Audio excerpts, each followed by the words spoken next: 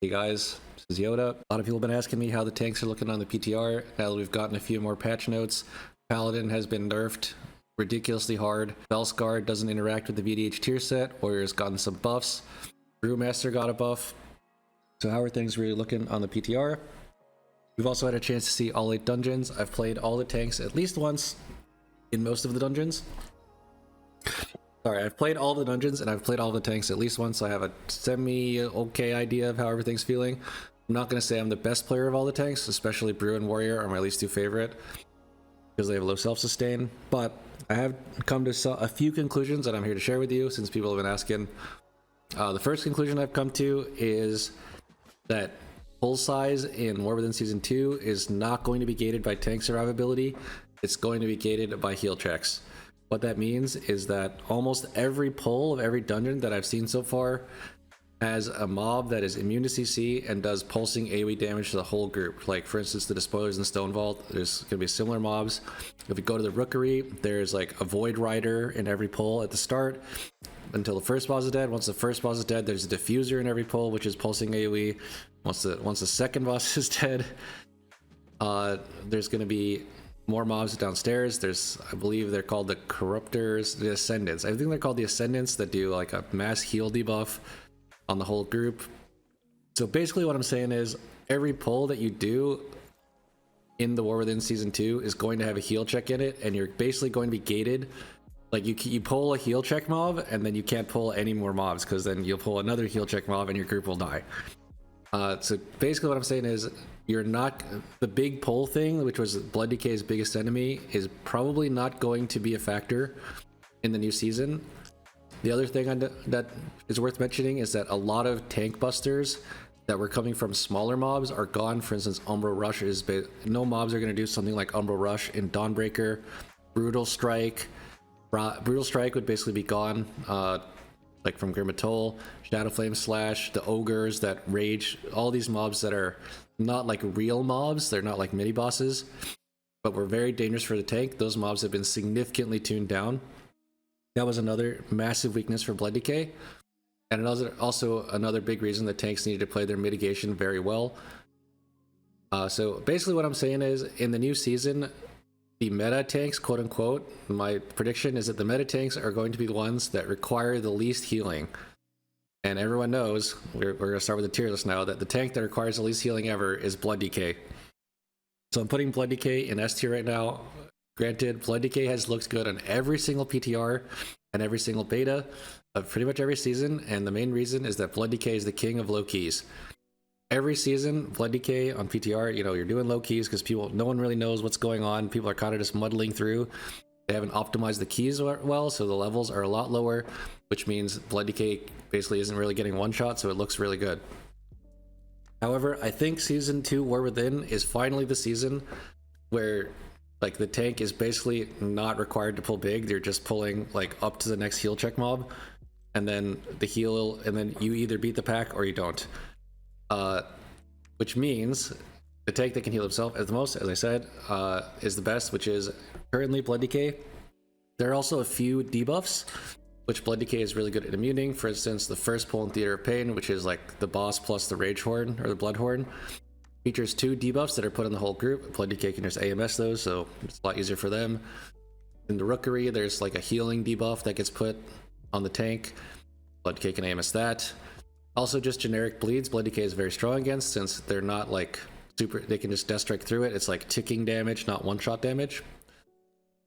So in my opinion, Blood Decay's profile looks like the best going into the new season. Their damage is also quite good somehow, you know, even though their tier set isn't that good, their damage has been shown to be at least decent. Next on the self-healing list would be Eldrachi Vengeance Demon Hunter. Felsguard is basically playing Season 1. The tier set doesn't interact at all. With Felsguard, they completely removed all interactions, no Demon Surges whatsoever, no resets, no nothing. On the other hand, Eldrachi not only has extremely high self-healing, the hunt resets from like your 4 set are very good for Eldrachi for keeping up high uptime on Thrill of the Fight. Eldrachi, I would say, is one of the most self-sustaining tanks. Granted, right now on the PTR, Eldrachi is still bugged, so when you throw Reaver's Glaive and then you proc your combo, the soul cleave buff doesn't get consumed, so every single soul cleave you do procs like Fury of the Eldrachi, which is making it do, I would say, about 20 to 30% higher damage than it's supposed to be doing, which means you're getting more healing from Frailty and Leech than you're supposed to. However, in my opinion, Eldrachi VDH does have like the second best self-sustain of all the tanks. With Paladin being nerfed, I would put Eldrachi VDH as the second best tank. Felskard, like, I just don't even play Felskard, because I don't even play Felskard because it doesn't interact with the tier set at all, and it's basically just Season 1 Felskard, which is like kind of okay, but not that good in my opinion. Okay, anyway, on to Paladin. So we did make a video recently about all the Paladin nerfs. After playing it a bit more, I can safely say that it definitely feels a lot weaker. You are going to require healing from your healer, but you know, you do have like Sack, Lay on Hands, Spellward, etc. Lay on Hands and Spellward are going to be on much longer cooldowns now than before, especially since we're playing Templar. We lose the Lay on Hands cooldown reduction from Lightsmith. We also lose Tempered in battle, and we also have much longer cooldown on Bubble. So you're helping your group a lot less, I would say, than the current season. And you also are going to require more healing because, you know, Uther's Council got nerfed into basically a level where you probably aren't going to play it. So you're having much higher cooldowns on your Bubble and your Lay on Hands, which were a major source of, you know, Paladin's quote-unquote tankiness and self-sustain even. So Paladin is going to require healing. You're also going to be able to help your group, but in my opinion, like you're not really gated by interrupts in most keys, I would say. You know, the start of the Rookery is an exception, but if you also notice, the other two tanks I have up here are Blood Decay and Vengeance Demon Hunter, which both have access to AoE silences. Blood Decay with Massacre of Silence and VDH with Sigil of Silence. So I would say those tools are basically going to be like quote-unquote enough compared to what Paladin has. Paladin will still be better at interrupts, but in terms of self-sustain, which in my opinion is the more important metric for the new season, is a bit worse than the other two that I have listed here. I still have it in A tier since, you know, it is Paladin. It has all the utility that Paladin has. It's just able to use it a lot less than War Within Season 1. Also, the damage I feel like has been tuned down, you know, after even more than the nerfs show. It's basically doing the same damage as the other tanks that are doing high damage, which is Blood Decay and VDH. So I guess it's like kind of, I would say Paladin is perfectly balanced after the nerfs. That's what I would say. Onto the rest of the tanks, which are in the B tier. I have Brewmaster, Warrior, and Bear in the B tier. We'll talk about Bear first. Bear traditionally actually has very high self-healing, and it still can have high self-healing if you take all of the self-healing talents and the defensive talents. However, if you take all those talents, it does basically no damage. It's doing like, you would be doing like half the damage of another tank, in my opinion, if you take all those. Basically, you'd have to drop, you wouldn't play Raise, you wouldn't play Tooth and Claw, you wouldn't even play like Lunar Empowerment, you would just play full defensive self-sustain talents, and you would have like about half the damage of other tanks, and you would have decent self-sustain. If you choose to play Raise instead of like Rage of the Sleeper, and you also play Tooth and Claw over Earth Warden and Reinvigoration, then you will do like decent damage, still kind of low compared to the other tanks, but not like horrible low. But your self-sustain takes a massive hit, and in my opinion, self-sustain is very important going into the new season. Warrior and Brewmaster have both been buffed quite a bit since the last time we saw them. However, in my opinion at least, their profile just doesn't fit the new season, where your healer is extremely stressed. Every single pull, remember, is going to be pulsing AoE damage on the whole group. And, you know, if your tank could basically fully take care of themselves, I think that makes it a lot easier for most of the healers.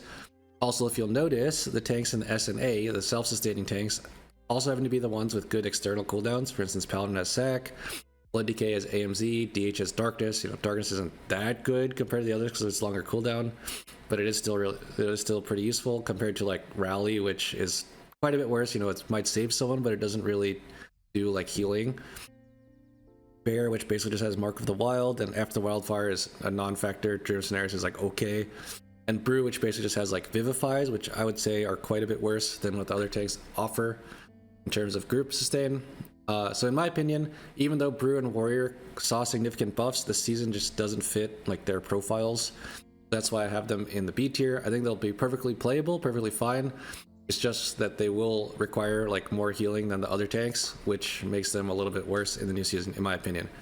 As far as which DPS are looking super strong, by the way, being in this question a lot, I have not had the chance to play with all of the DPS, so I don't really have a good picture, but 2 DPS are definitely standing out that I've seen, and those are Enhanced Shaman and Augmevoker. So Augmevoker is basically doing more damage than all of the DPS, so even though it wouldn't be quote-unquote mandatory, it's still going to be brought to every key unless it gets nerfed. You basically have 100% Ebb and Might uptime, unless you try really hard not to. You also have really high Shifting Sands uptime, and the tier set is completely bonkers on AUG, so surely they do something about that. Blizzard doesn't usually like it when one spec is that much better than everything. Also, BM Hunter, after the most recent rework, is insane. Very, very strong, very highly tuned DPS, lots of utility. I see the DPS probably getting tuned down because it's OP in raid, and Blizzard looks a lot at raid data when they're tuning classes. Enhanced Shaman, I think, is going to have its 2nd season in a row where it's very, very strong. If you read the patch notes at all, Enhanced Shaman is basically getting like more patch notes per week of PTR than most classes get like in a whole year. So it's very clear that someone at Blizzard loves Enhanced Shaman. They're giving them a lot of attention.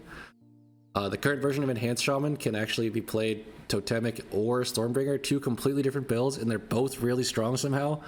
We did a key, multiple keys in a row actually, with Greg and Zorthus, 2 Enhanced Shamans that play on NA, and they were playing Stormbringer and Totemic, and they even swapped key to key, and like the craziest thing is that they were basically doing the same damage as Stormbringer and Totemic while like both swapping back and forth between them. So like the Shaman hero talents are quite balanced. However, Shaman is like very, very strong, so both hero talents are good. They would have to completely nerf both of them in order for Enhanced Shaman to be out of the meta. So I foresee Enhanced Shaman being quote-unquote in the meta. I know it's a bit early to say, but I see that happening. AUG and BM Hunter are very, very strong right now on the PTR, but I see them potentially getting nerfed, most likely getting nerfed. I'm not so sure about Enhanced Shaman. As for the rest of the classes, like I said, I just haven't really had a chance to play with that many classes. Heard a lot of rumors of Mistweaver being very, very strong, but I haven't really been able to see it for myself, so I'm just going to leave the rest down here. All right, that's going to be it for the tier list update. Thank you all for watching. Peace out.